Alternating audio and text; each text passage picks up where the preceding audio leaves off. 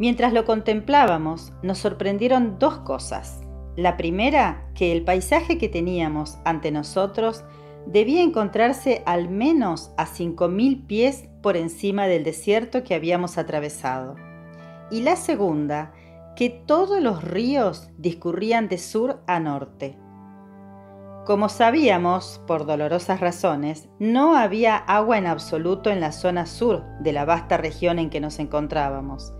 Pero en la parte norte había muchos arroyos, la mayoría de los cuales parecían unirse con el gran río que podíamos ver serpenteando más allá de lo que nuestra vista alcanzaba. Nos sentamos un rato y contemplamos en silencio el bello panorama. Finalmente, Sir Henry rompió el silencio y dijo: ¿No hay nada en el mapa referente a la gran carretera de Salomón? Asentí, con los ojos aún fijos en la distancia. Sí, mire, allí está. Y señaló hacia la derecha. Good y yo miramos en aquella dirección y allí vimos lo que parecía ser una amplia carretera que serpenteaba hacia la llanura. No la habíamos visto al principio, porque al llegar a la llanura se adentraba en terreno accidentado. No dijimos nada, al menos no mucho.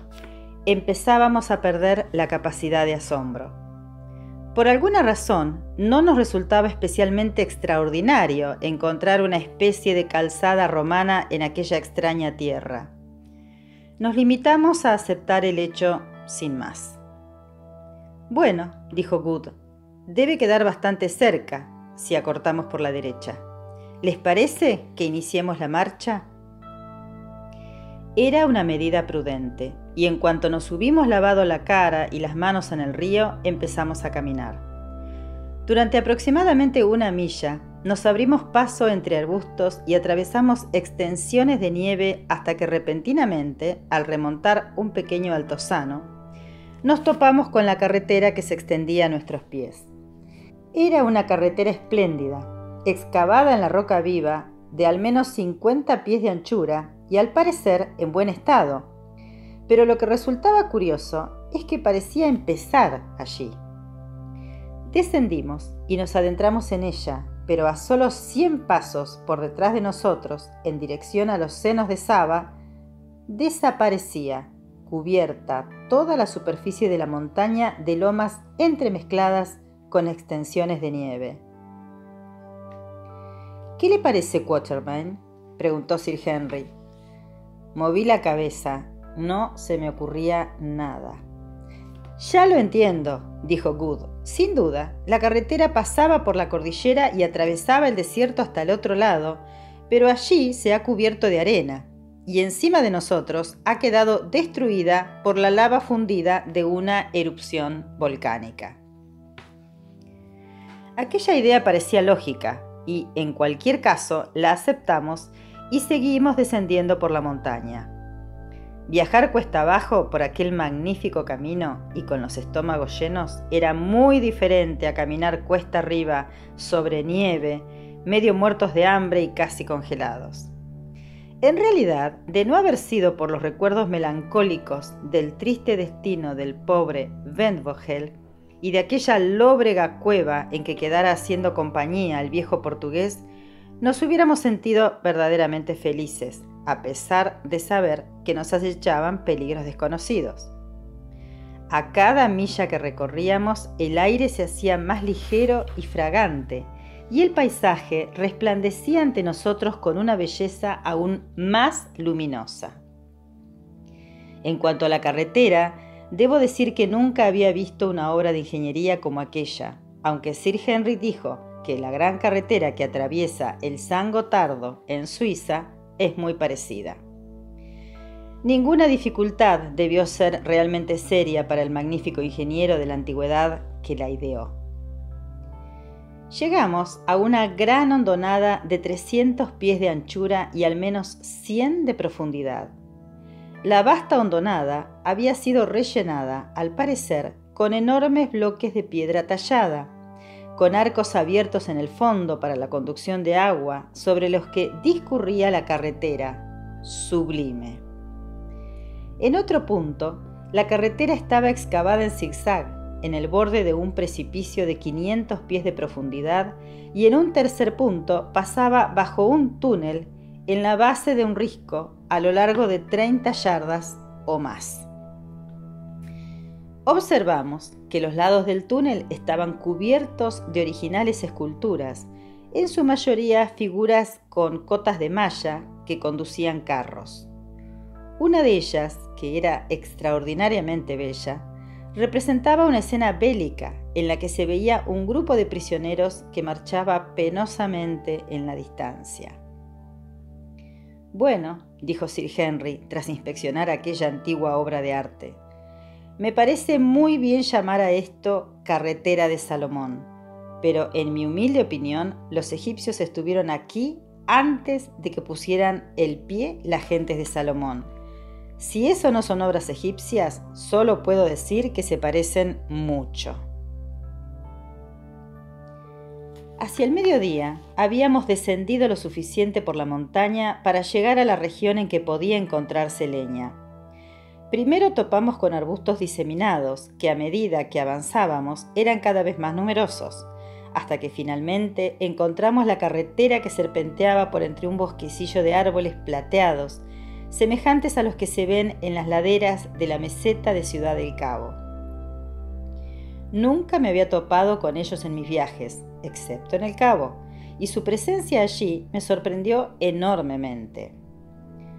«¡Ah!», exclamó Good al observar las brillantes hojas de los árboles con evidente entusiasmo. «Aquí hay mucha leña. Vamos a detenernos y a hacer la cena. Ya casi he digerido la carne cruda». Nadie hizo la menor objeción, de modo que abandonamos la carretera y avanzamos hacia un arroyo cuyo rumor se oía a poca distancia. Y al rato ya habíamos encendido un brillante fuego con ramas secas. Cortamos unos sustanciosos trozos de la carne de hinco que llevábamos y procedimos a asarlos colocándolos en el extremo de unos palos afilados al modo de los cafres y los comimos con delectación. Una vez saciados, encendimos las pipas y nos entregamos a un placer que, comparado con las fatigas que habíamos sufrido recientemente, nos pareció punto menos que divino. El arroyo, cuyas orillas estaban tapizadas con densas masas de una especie gigante de culantrillo entremezclado con matojos plumosos de espárragos silvestres, canturreaba alegremente a nuestro lado. El suave viento murmuraba entre las hojas de los árboles plateados, las palomas se arrullaban a nuestro alrededor y los pájaros de brillantes plumas centelleaban como gemas vivientes de rama en rama. Era como estar en el paraíso. La magia de aquel lugar, combinada con la abrumadora sensación de los peligros que habíamos dejado atrás y de haber llegado por fin a la tierra prometida, parecían cubrirnos con un hechizo que nos obligaba a guardar silencio. Sir Henry y Umbopa estaban sentados hablando una mezcla de inglés chapurreado y de zulú, de estar por casa en voz baja, pero con animación, y yo estaba tumbado con los ojos semicerrados sobre la fragante alfombra de helechos y los observaba. De repente eché en falta a Good y miré a mi alrededor para ver qué estaba haciendo. Lo descubrí sentado en la orilla del riachuelo en el que se había bañado. Estaba desnudo, salvo por la camisa de franela, y como habían reaparecido sus hábitos naturales de extraordinaria limpieza, se hallaba entregado a la tarea de su aseo personal. Había lavado el cuello de gutapercha, sacudido con esmero los pantalones, la chaqueta y el chaleco, y en ese momento los doblaba con sumo cuidado, hasta que se encontró en disposición de ponérselos. Meneó la cabeza tristemente al observar los numerosos rotos y descosidos que tenían, resultado natural de nuestro espantoso viaje. A continuación cogió las botas, las frotó con un manojo de helechos y finalmente las restregó con un trozo de grasa que había recogido cuidadosamente de la carne de hinco, hasta que adquirieron un aspecto relativamente respetable. Tras inspeccionarlas detenidamente, provisto de su monóculo, se las calzó y se entregó a una nueva ocupación.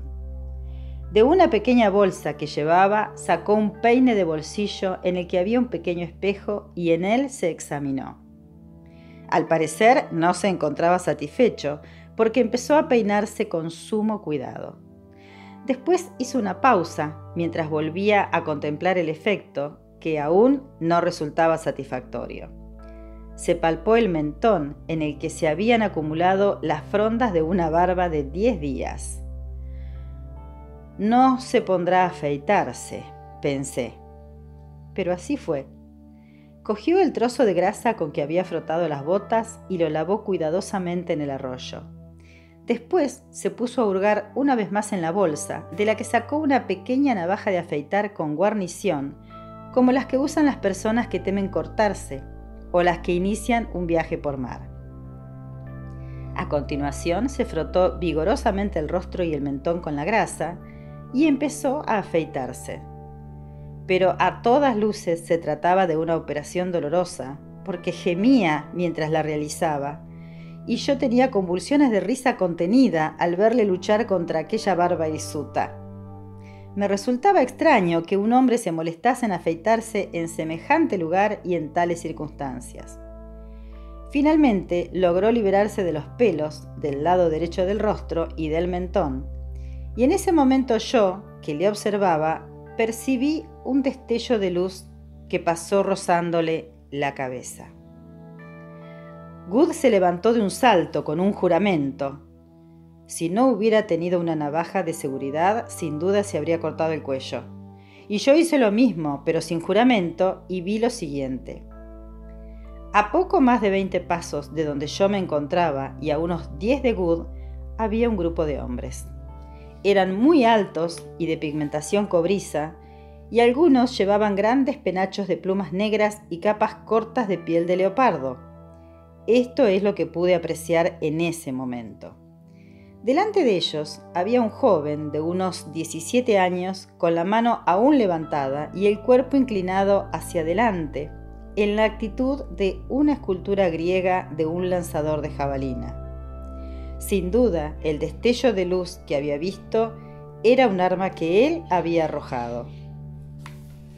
Mientras los miraba, un hombre anciano con aspecto de guerrero se adelantó unos pasos al grupo y cogiendo al joven por el brazo, le dijo algo. A continuación, avanzaron hacia nosotros. Sir Henry, Good y Umbopa ya habían cogido sus rifles y apuntaban amenazadoramente. El grupo de nativos siguió avanzando. Se me ocurrió que no podían saber lo que era un rifle, ya que de otro modo no los hubieran tratado con tanto desprecio. «Bajen los rifles», grité a los demás, al comprender que nuestra única posibilidad de salvación estaba en la conciliación. Obedecieron y avanzando unos pasos me dirigí al hombre anciano que había frenado al joven. «Saludos», dije en zulú, sin saber qué idioma debía utilizar. Para mi sorpresa, me comprendieron. «Saludos», respondió aquel hombre, no exactamente en la misma lengua, sino en un dialecto tan estrechamente relacionado con ella que ni Umbopa ni yo tuvimos dificultad para comprenderla.